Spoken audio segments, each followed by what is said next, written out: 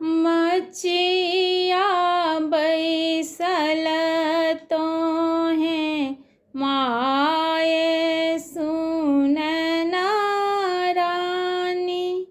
पृथ्वी खसल मुरुझाइयो,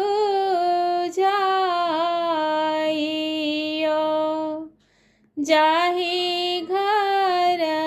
आहे बाबा कन्या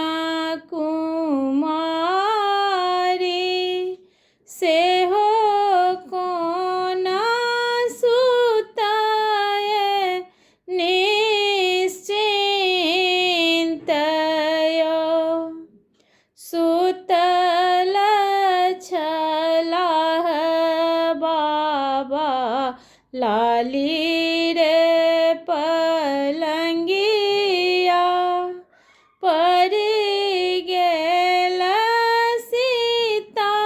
मुख दृष्टियो, सुतल छलाहूँ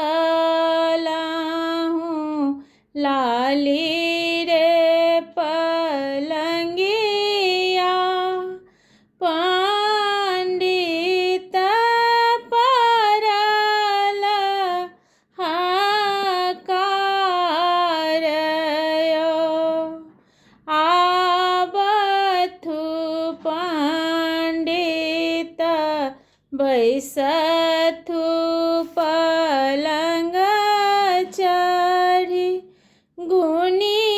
देथु सीता के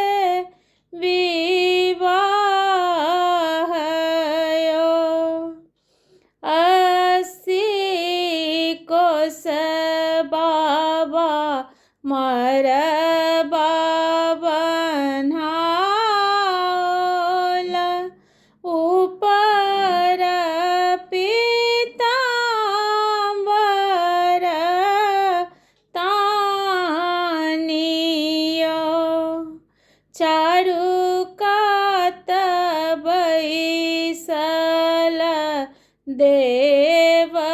मुनि लोक, बीच में राजा ऋषि बापयो,